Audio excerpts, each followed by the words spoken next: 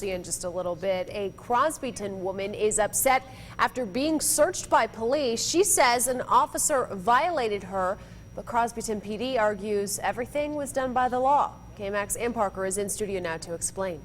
And Julie, Mary Barbosa was pulled over Sunday for no insurance after getting a ticket. She says police asked her to get out of the car. Then they patted her down. I stood by the car. Then all of a sudden he just told me to spread my legs and put my hands behind my back. Barbosa tells us that she told the officer multiple times to stop. He's like, no, I have to pat you down. And I said, no, sir, you're not going to pat me down. I said, take me to the jailhouse. I mean, we're right next to it. Take me there, and I'll let any female undress me. Barbosa says he used the back of his hand on certain parts of her body and claims she asked for a female officer to come and do the search. He said if I didn't comply with him, he was going to take me to jail. Like I said, I mean, you know, I didn't want to go to jail.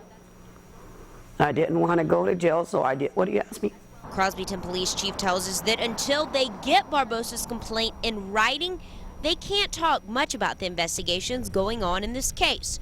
But he says that it is legally allowed for a male officer to pat down a female.